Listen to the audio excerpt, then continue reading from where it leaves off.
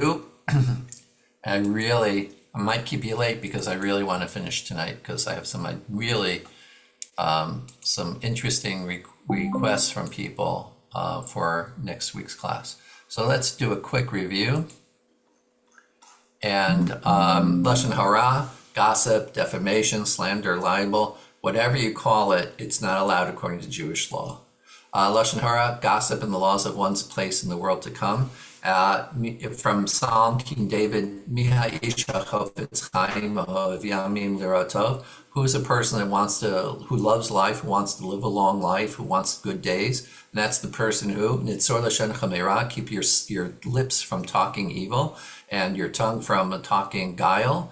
Keep away from evil, do good, pursue peace, and run after it. Want peace, and the whole idea is you want to live a long life, keep your mouth distant from gossip, libel, slander, etc. That's how you live a long life. And that's why Chofetz Chaim, that's why Rabbi Yisrael Meir Kagan, he was called the Chofetz Chaim because he had a lifelong obsession with stopping people from speaking Lashon Hara.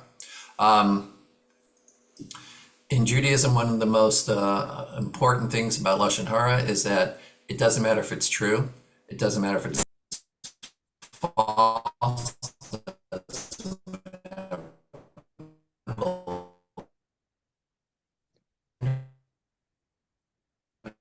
You frozen. Frozen. Basically forbidden. And I want to thank Ahuva for giving me the nuance of this famous sign side of a bus.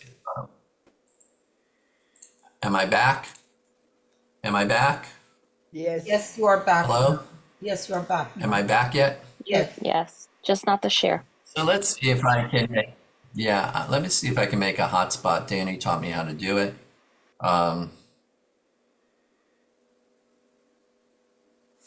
let's see now if I can do it, because the reality of it is I think this is going to happen all night long.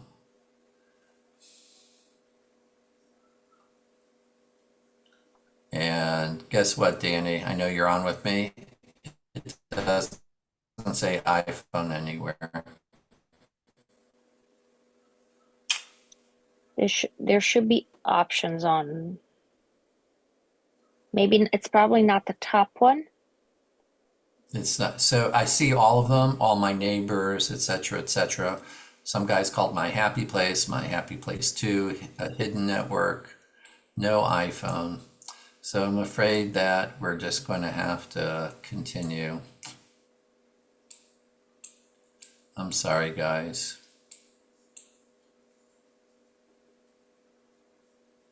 Yeah. Is it maybe a hidden network? No. Is your phone on Wi-Fi by any chance?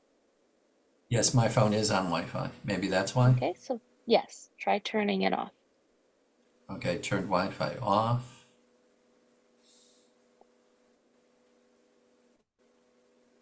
And okay, allow others to join.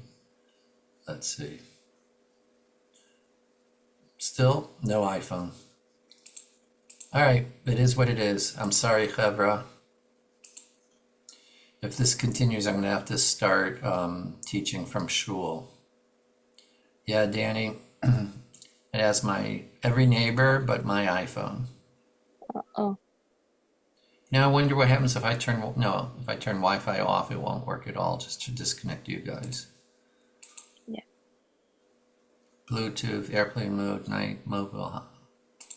It should be just as if if you could see your neighbors, your iPhone should show up at some point within a couple of seconds or so. Yeah. So, let's see. Okay. Let's see what happens. I think I might have found something, but let's continue. Hopefully with God's help, you'll be able to get still a lot out of the session. Okay. Can everyone hear me? Give me a shout out. Yes. Can hear you, but we can't see the share. Okay, that's how slow everything is. Can you see it now? Now we Yes. can see a building, yes. Okay, so this is a bus campaign in Israel, and every couple of years it resurfaces. And I want to thank Ahuva because she gave me the proper nuance to the translation. Lashon Hara, gossip, lo medaber alai. It's meaningless to me. It doesn't speak to me. Okay, so only in Israel would you get a campaign to stop people from speaking guile and gossip and nastiness. So this is one of the most important slides because unfortunately last week I had it inappropriately. Hold on, Danny, I can't see who's needs to be muted. Danny, can you see that? Maybe you can mute them for me. Thank you. Okay. Miriam, this is one of the most famous episodes of Lashon Hara in the Torah. Miriam and Aharon, brother and sister, were talking bad against Moshe, their brother. And it says literally, this is from the Torah, it's the fourth book of the Bible, chapter 12, verses 1 through 8. And Miriam and Aaron spoke against Moshe because of the Cushite woman he had taken into his household as his wife. He took a Cushite woman. And God said, "How then did you not shrink from speaking against my servant Moses?" As the cloud withdrew from the tent, there was Miriam stricken with snow white scales. When Aaron turned towards Miriam, he saw that she was stricken with leprosy. So in our tradition, we know that Miriam, what did she do? According to the rabbinic commentaries, she turned to Aharon and she said she reprimanded Moshe to Aharon. And she said, our brother thinks he's so holy that he no longer is intimate with his wife, and that's a scandal. A woman deserves intimacy with her spouse, but because he went up on the holy mountain, because he's so holy, he stopped being intimate with her. And she immediately got leprosy. And what I wanted to show you is that an interesting thing that I found, you see, the word for leper is mitzorah. That's a person who is afflicted with tzara'at, the skin disease. To be diseased or leprous is tzara or tzarua. And here's the most interesting thing. The word for a hornet or the sting of a hornet is tzira. And what does that teach you? It's all the same root word. That the sting of a hornet, which is infinitely worse than a bee, has the same root word as gossip, as leprosy. So why it's sirah? Why not the sting of a honeybee?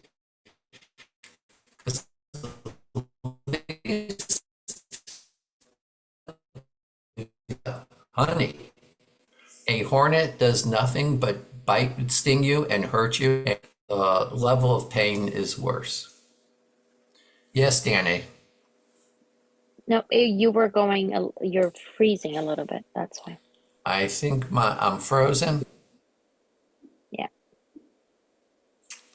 However, I'm so sorry. In fact, I even thought it out and got into a hotspot, but apparently I did not. I'm so sorry. It must be very disappointing and annoying, but let's do our best to continue. At least you could hear me a little bit. So the whole thing that you can get right out of here is that everyone fails. You know, Moshe was not perfect. Aharon wasn't perfect. Miriam, who's probably the greatest of prophets after Moshe Rabbeinu, she even talked bad about her brother. What should she have done? She should have gone to Moshe and said to him, listen, I'm your older sister. I'm a wife, and what you do, or is this something you did on your own? Because nowhere in the Torah does it tell us that Hashem ordered Moshe to stop being a proper husband. By the way, you know, in a ketubah, in a marriage contract, guess what it ordains? It literally is in the contract that a man has to provide intimacy for his spouse. let's do our class. Three examples that I give last week was there were two fall down on the list of slides. It tells us that snake led God to Eve when convincing her to eat of the fruit of the tree of knowledge. And what was that? God's not paying attention and knowledge all to himself. So that's the first example. The first sin, because it was very bad, because it was.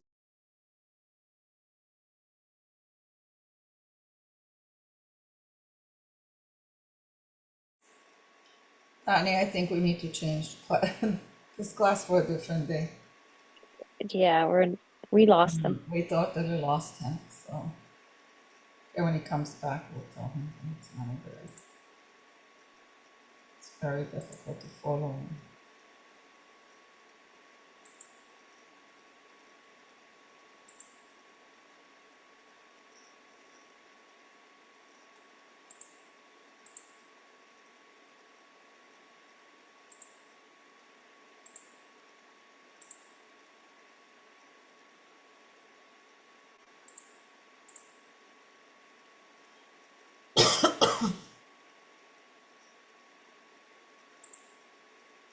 So come back. Hello, everyone. Okay. It's Rabbi, you might what I want to think change. I'm going to do. We'll do this class in that next gonna week, try I something. think. Actually, I'm going to try something. At least you can hear me now, right? So what I'm going to try and do is, does that work? We can't see this. We can not see the screen as clearly. Okay. All right. Well, how Are about you if I trying just, to do it off your phone? so I tried making a hotspot and it didn't work. I'm going to try Have you again. tried Maybe. doing the going into Zoom through your phone without the Wi-Fi?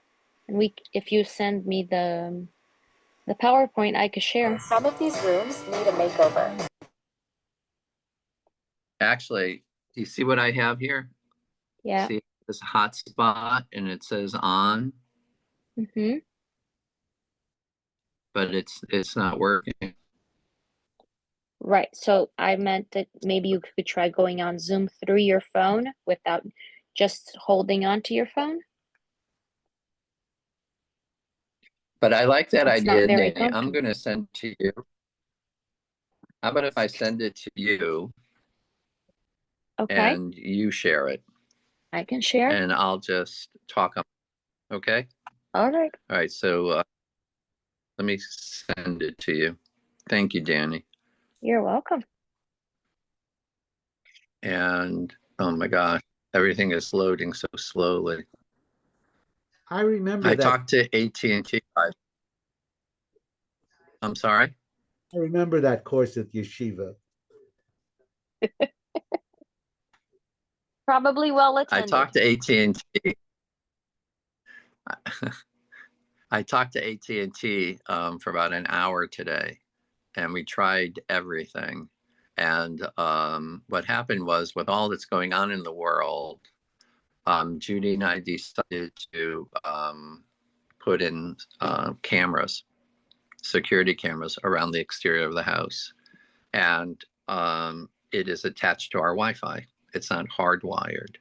And they think that that is the problem because it's using up, it's sucking it. But I said to them, but it's been up now for like 8 weeks. Why all of a sudden? And they gave me all kinds of interesting insights. So Danny, I would normally share this with you, but my internet is down. Okay. I can't get it off my computer. However, I want to apologize, but rather than just say, oh, no Torah tonight, how about if we take this opportunity to answer questions of the community? If you guys have any questions about anything, let's make lemonade out of these lemons. Got any questions for me about anything Jewish? Rabbi, yes, I want to ask you, is the person listening to the Lashon Hara not as guilty as the person saying it? They're all equally guilty. The person who says it, the person who hears it, and the person that did something so bad that they're talking about it. There are So, three but how people come then that Miriam was the only one that got leprosy and not Aaron? That is an excellent question. You are thinking, and I appreciate it. And the answer is the punishment for gossip is leprosy. Kohen Gadol, Aaron, there was no option for anyone to take his place. His job requirements were so demanding that he got like a free pass, because if he got leprosy, he wouldn't have been able to do the avoda, the worship service. And the rabbis, you asked a very high level rabbinic question. The rabbis say, why? Because she said it? Yeah. And you know what else he did wrong? He didn't tell her stop. He didn't tell her, hey, he didn't reprimand her. So, but if the level is all the same, then Aaron should have also gotten leprosy. But I'm not going to say he pulled a Hunter Biden, but he got a free pass because he was the Kohen Gadol, and the punishment would have removed him from the process is integral to the Jewish community. Chevra, you got to mute I yourself in the just did, background. Rabbi. Thank you. More questions. That was an excellent question. How about, I just hate to give up a Torah class. I'm gonna have to start teaching from menorah. Yes, Michael. The Torah says, it says that certain mitzvahs that cannot be done outside of Israel, like sacrifices, you can get the mitzvah for them by studying their laws. Yes. Is that same thing apply for those commandments that you can do outside? If you study them, the laws for those commandments, you get the mitzvah as if you were in Israel. So I'll give you some more examples of mitzvot that are only in the land of Israel. Ma'aser, waiting, orla, waiting 3 years for fruit. A lot of people do it in Chutz La'aretz. When you plant a tree, you can't eat the fruits for 3 years. Pe'ah, saving the corners of your field. These are all commandments that we received upon entering the land of Israel. So rabbinically, it was after it was there. And you're absolutely right, Michael, that the tradition is if you study it, it's as if you did it. So the idea is what happens. So happens if a person were to I can't tell whose background noise it is. Thank you. I'm So sorry. here's I'm sorry. that's okay. You're doing good. You're doing great. Thank you for making lemonade with me, Danny. So the idea is I got a great idea. I don't want to put on tefillin tomorrow. So I'll study the laws of tefillin. And the answer is no, because why can't I put on tefillin? Why? What's wrong? Why can't I put on tefillin? I'm too lazy, so I'll study, 10 minutes of the laws of tefillin. And the answer is it's not the same thing. If you can't do it, the studying is tantamount to doing it. But if you just don't feel like it, you just don't want to, then studying is not enough. It's not sufficient. Now, there was an interesting application when I studied in Lubavitch Yeshiva. The first Lubavitcher Rebbe was arrested by the Russian authorities and put in jail. And Yud Tet Kislev is the big celebration when he was set free. Yud Tet Kislev, the 19th of Kislev. Big party in Lubavitch, big, massive upbringing. So I remember asking one of my rabbis, how did you put on tefillin in jail? Because, they confiscated everything.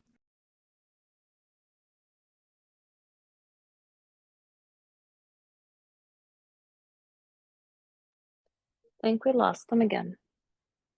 Yep.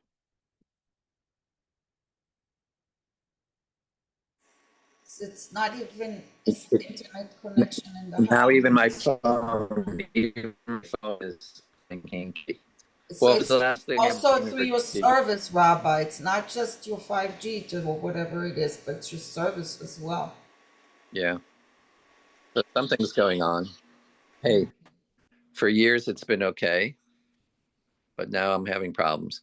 So I'm not sure if everyone heard, but when I was in Lubavitch Yeshiva, Yutet Kislev, it's the day where we celebrated the release of the first Lubavitch Rabbi from jail. And while he was in jail, they confiscated everything from him. And I asked, how did he put on tefillin? And he goes, oh, he spiritually attained levels.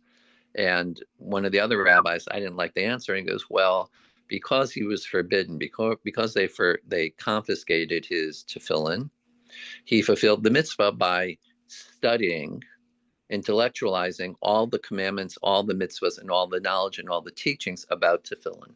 And that's how he was able to fulfill the mitzvah. So I hope that answered your question, Michael. Ahuva, for some reason, you're the only one I can see. Give me a thumbs up if everyone can hear me. Okay, thank you. All right. Any more questions? And again, I feel so pathetic that I can't teach my class as I had, but all right, at least everyone can hear. Any more questions? Anything, drugs, sex, rock and roll.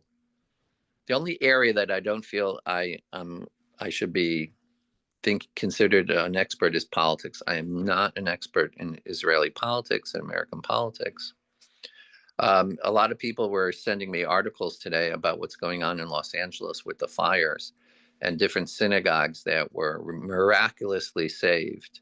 And if not mistaken, one of them was a conservative synagogue, that the fires burnt all around, but not on the actual.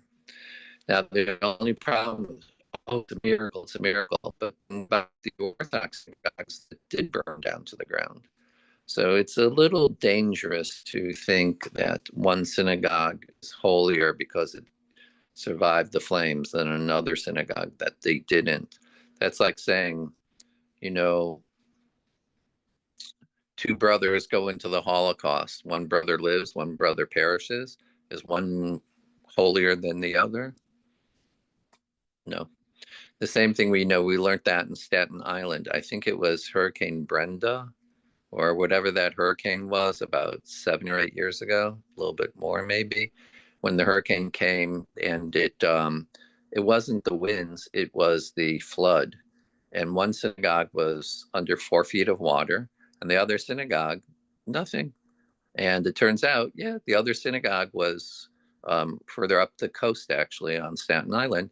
And it was miraculously, whoa, it was a miracle. No, that part of Staten Island is 7 feet above the floodplain. So just by coincidence, one synagogue was below the floodplain and one was above. Okay, more questions for the rabbi? One comment, though, Rabbi, that comes to my mind. If everything, many houses around the synagogue burned down and a synagogue was spared, that the people that live around it may probably hate us more.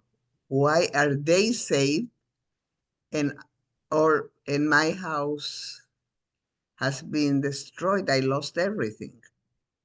Well, the good news is a church 2 blocks away, the same exact thing happened in Pasadena.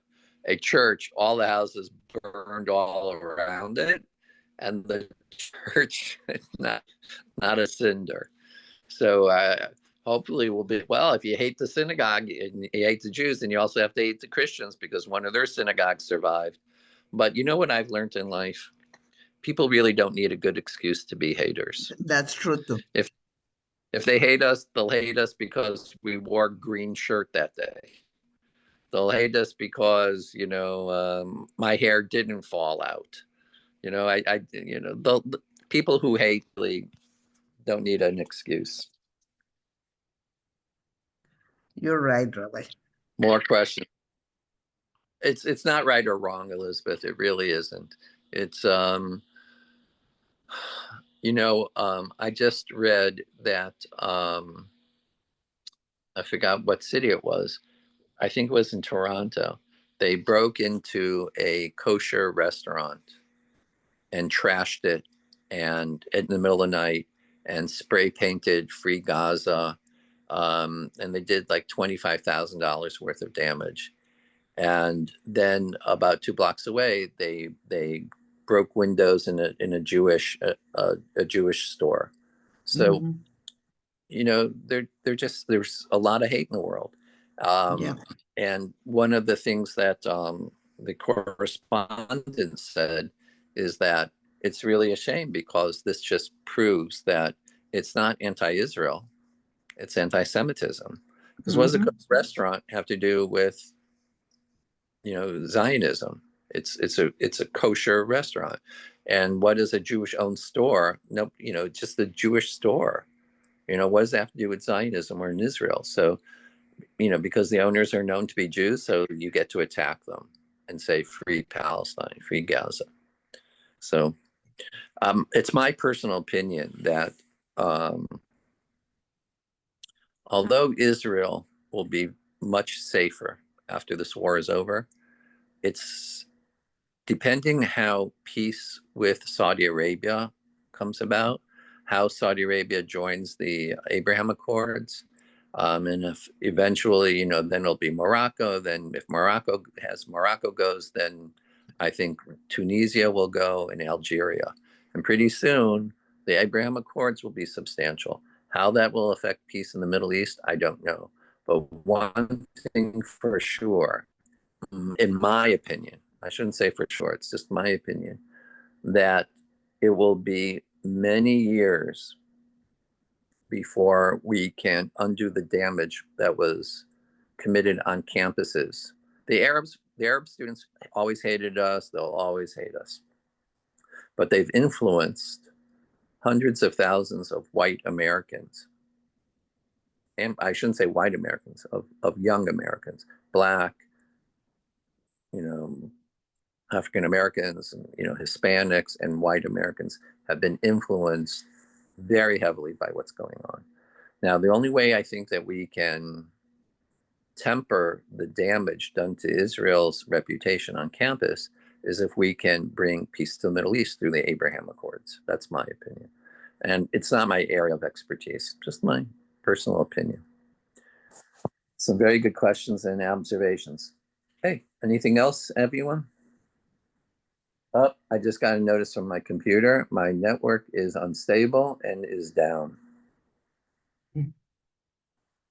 You did not need your computer to tell you that. You already knew. Yeah. In fact, each and every one of you knew it well. You didn't have to get a notice. Exactly. All right, more questions for the rabbi. All right, I have a question for you. And based on the week's Torah portion, it says, Vayakam melech chadash asher lo yada et Yosef. And a new king arose over Egypt, and he did not know who Yosef was. So that's like saying a new president of the United States, and he never knew who George Washington was. He never heard of George Washington or Thomas Jefferson or James Madison. I mean, a guy who saves Egypt and you never heard of him? Any thoughts on that? Well, it's actually what I'm going to be teaching in my Bible hour at 12. But if you got any thoughts, shout it out. well, I had a question about that during the Shabbat. It said that he was buried in a coffin. I would have imagined that if he was such an important person, perhaps it wouldn't be a big pyramid, but they would have put him in a very special place. And with something like that, how could anybody have forgotten about him? So there's a midrash that says that he was placed in a coffin, and the coffin was thrown into the Nile. And the reason why Yosef wanted his coffin thrown into the Nile was because he didn't want to be deified. You got to remember, all of the pharaohs considered themselves deities, and because he was, a lieutenant pharaoh, he didn't want to be deified. especially if you take in consideration the Pharaoh didn't do anything to save Egypt. It was all Joseph. So who do you think the people would really have deified? Pharaoh, who did nothing, or Yosef, who did all the heavy lifting? So the reason why, according to Midrash, Yosef wanted his casket thrown into the Nile so that no one would deify him. But getting back to the classic question, how is it possible that a Vayakam Melech Chadash? So the answer is, the hint is in the word Melech. Were the leaders of Egypt called Melech? No, they were not. What were they called? Pharaohs. So we do know approximately 1200 that the classic Pharaoh lineage was terminated, and a group of foreigners called Hyksos, Hyksos, a Mediterranean non-African, non-Nubian is the correct term. And it was a period of about 225 to 275 years that these Hyksos kings ruled Egypt. And in fact, if you ever look at the busts of the Hyksos kings, you can see they have very Greek small nose, very Caucasian features. And then if you look at a lot of other busts of the pharaohs, they're more Nubian. That means the placement of the type, the thickness of their lips, the thickness of their nostrils, they were more Nubian or African. So this new king that arose, first of all, he's got a different title. He's not pharaoh, he's a king. So that would explain how, Yosef, this guy, he didn't save my people. I don't know anything about him, So that's one example. And then the other option that Rashi explains is, it's sort of like when you climb the ladder of success and then you forget everyone who helped you get there. So I'm going to be careful about talking Lashon Hara, but I will tell you, you've heard me mention him. He's one of my oldest friends now. His name is Lee Berger. And when we were the rabbi in Rebbitzin in Asheville, North Carolina, he and his wife Robin were the first couple I ever married. Not just in Asheville, anywhere. I was like 25 to 26 years old when I married them. And for the next 4 years, we were best friends. They were in our house. Sí, sí, te oigo. Elizabeth, mute yourself. I just did. Okay. So what happens is when we left Asheville, they decided to go back to LA. Now, while we were in Asheville, I got to be careful. I'm not going to tell you, but this a guy who went to film school with him, Los Angeles, UCLA film school. He calls him up, and there was an actors and there was a screenwriters guild union went on strike, just like what happened last year, and he wasn't getting paid, and he was sleeping on the beach, and he called Lee up and he said, Lee, can I borrow $500? I need to check into a hotel. I need a hot shower. I'm sleeping on the beach, literally in Malibu. And Lee said, absolutely not. I'm sending you $5,000. And back then that was a lot of money. You'll check into a nice hotel, and let me know when you need more. So the actors, it held him over for close to 8 weeks. The strike was over. Now fast forward, that guy won an Oscar for a very famous movie. If I told you the movie, you'd know the movie. Now, the only problem is I can't tell you the movie because then you're going to look up the guy who wrote the screenplay and you'll say, Rabbi told me a horrible story about that guy. Now, fast forward. Lee moves back to Los Angeles. He's trying to re-enter into that aspect of the movie industry. And he calls him to say hello. Now, I will tell you some really nice things. There's a producer who went to film school with Lee. His name is Scott Wynett, and his wife, I forgot her name. And they were like two of the most important people in Los Angeles at the time, in Hollywood. He produced a show called The Wonder Years, and she produced a show called 30 Something. And they were doing extremely well. And they were constantly helping Lee get jobs and getting him into the, getting his foot back in the door. And one of the things he did is Lee lent this guy $5,000, which was a lot of money. Guy only wanted 500. He gave him 5,000. Lee calls him to say hello. Like, let me take you to lunch. Let's get together. And this is after he won the Oscar. And his attitude is, "What do you want?" He goes, "Let's go out to lunch." He goes, "No. What? Tell me what you want. I'm busy man." So he goes, "Well, like he was nasty to Lee. How's that possible?" And the answer is, and then he stopped returning his phone calls. That's the same thing with Pharaoh. He didn't want to remember. He didn't want to remember what Joseph did. He didn't want to remember that a foreigner and a Jew saved Egypt. He, rewrote history. It's called revisionism. And like what that guy did, he didn't want to remember every time.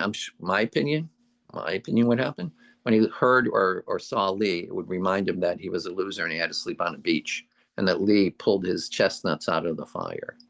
My point to you is that I understand Rashi at a very humanistic level, that if someone is constantly going to remind you about your own failures, then you blacklist them. The term that they do now is they ghost you. They forget about you. They don't pay attention to you. Now, one of the most important things that rabbinic Judaism is, it teaches you that human nature is human nature. It doesn't matter if it was 900 years ago with Rashi, or 2,000 years ago during the Talmudic period, or 3,000 years ago in ancient Egypt. Human nature is human nature. And the same foibles and sins. And listen, let me ask you a question. In the Torah, in the Ten Commandments, says don't commit adultery. Did God give us a Torah law because people were not committing adultery? No. 3,000 years ago, guess what? People were committing adultery. 2,000 years ago, guess what? People were committing adultery. Today, people are committing adultery because human nature hasn't changed. Human nature hasn't changed. I will tell you that one of a conversation we had with my mom was well into her 90s. My mom, her mind was great. She was amazing. 94, she had a stroke. Her condition, was a little bit more difficult, but up until 94, she was amazing. And she told me some things. She was telling me about, I was talking to her, what was life like on the Lower East Side. She married my father when she was 17. Well, why? Because her brothers loved my father. Got to remember, my grandfather was a rabbi. Everyone knew him. But how does this relate? But when she was 16 and a half, a guy wanted to go out with my mother, and he had 3 taxi cabs, and that it's called the Medallion. He was very wealthy, but the brothers, my great uncles, my uncles didn't like him, and they made his life miserable. I don't want to get too specific, so that he would never go out with my mom. But the point is that, my mom told me what life was like. She goes, "Oh, there were really my brothers. I mean, they knew where me and my sister was. My mother and her sister. They were older, and the 2 girls were the baby sisters, and everyone knew where everybody was. But she said, but there were bad girls." I go, "What do you mean bad girls?" She goes, "There were girls who misbehaved." I go, "What? Orthodox girls on the Lower East Side? What?" And she goes, "What, it was different when you were in high school?" Because no, when I was in the Hebrew Academy, of course there were, bad boys and bad girls. Goes, "Well, what? Because it was 1935 is different than 1975? Human nature doesn't change." And that's a very important concept when you think about the Torah, because the Torah, human nature doesn't change, the Torah doesn't have to change. The same foibles that occur in human nature today are the same issues and the same challenges that people had 3,000 years ago. And that's why the Torah is still viable today in 2025. Well, Chevra, ask me more questions. I got nothing to do. I'm booked until 8 o'clock. So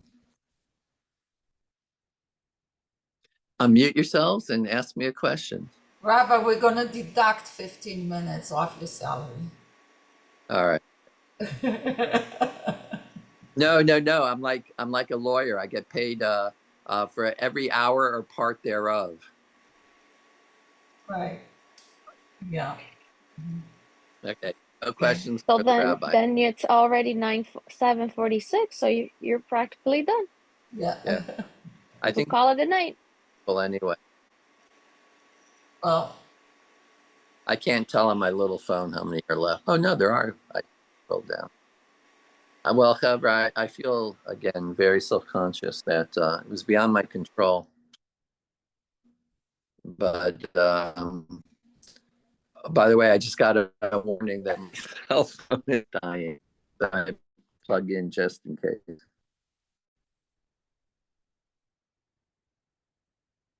Are you still with me, everyone? Yeah, Rabbi, we just lost you again. Oh, Yeah. I see you. Rabbi. Yes. So when I have a problem with extending this concept of Lashon Hara too much, because I see something very similar in the way of thought of certain groups within society. And like they have gotten to the point that they don't, you cannot say anything bad about any group, even if it is true, because it's bad to say anything bad. The problem with that is that if you don't recognize what is bad in a group or in a situation, you cannot deal with it. So you cannot profile, you cannot say, okay, we are able to do it in the past. We can say that the Inquisition and the religion that, that is wrong. But we cannot say the same for certain aspects of other religions that could be discriminating against women, against gays, against whatever. But if we don't recognize what is wrong about those precepts, it's also not good. So I'm not exactly sure what it's a good point. It's a viable issue. But on the same hand, I think it goes back to what your motivation is. So for example, not every terrorist, not every Muslim is a terrorist, but 95% of the terrorists are Muslim. Now, does that mean you're profiling if you stop his Islamic fundamentalist looking person? Is that Lashon Hara? It's profiling. And the reality of it is that that's what the FBI has profilers. And you know why the FBI pays them a lot of money? Because they're accurate. Exactly. But Now, there are certain segments of society that have specific social views, and they want to pretend that that is not useful at all. Because it would be something tantamount to Lashon Hara, although it's not, in a non-Jewish context. mm-hmm. And that prevents society from taking steps to go against trends that are actually harmful to society. I don't want to say mention groups by name or anything. I'm trying to talk about generally the idea. Yeah. So I think that one of the differences between that is not within the scope of Lashon Hara. There's another sin, and that is what we would call in English pigeonholing someone. That's saying, well, we actually learn it says, "V'gana tel bincha b'yom ha'olimor," and you shall tell this child, your child. Why come it doesn't say, and you should tell your children? especially since the mitzvah is to have a minimum of 2 children. If you can, you're supposed to have 2 children.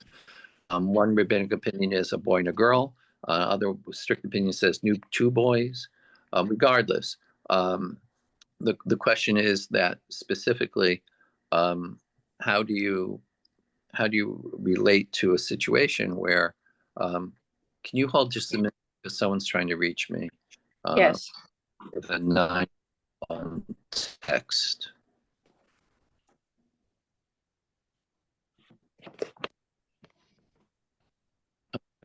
That's part of the problem. Everyone else's problem is 911. I know what that is, and it's not a 911. I'm sorry. So where was I? What were we talking about? Motse Shemra. We were talking about. You said something about pigeon holding.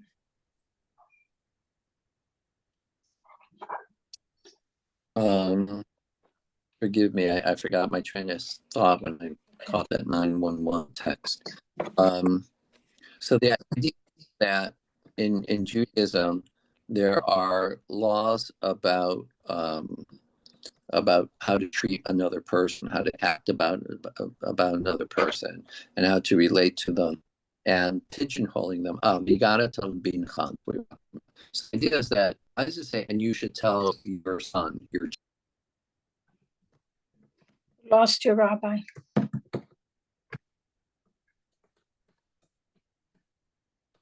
You, okay. Got your back now.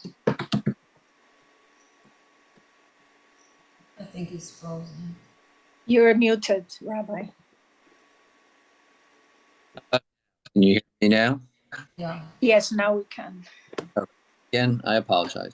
So the situation that what got to the but not the of this was you can have children from the different ways. We're getting every third An word. audible Rabbi. learn. Rabbi was speaking in staccato. That's a good way. And you don't like staccato? I do on the piano. Better now? Is it? Not yet. We're still not hearing you. Yeah, I don't know that situation. How about now? Now you're good. Okay. Why the Torah says your child, this one child, you can have 10 children. Each one of them has to be taught at a different level, a different way. One might be an audible learner. One might be a visual learner. One might have learning challenges.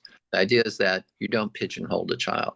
And the way you don't pigeonhole a child is that you don't stereotype people either. He's a Muslim. He wears an Islamic cap. He's got an Islamic beard. That doesn't mean they're bad people. So you got to be careful. Is that Lashon Hara? No, it's an alternative, inappropriate behavior that the Torah discusses. However, I feel so self-conscious about our inability to study properly, but at least we're able to pull some chestnuts out of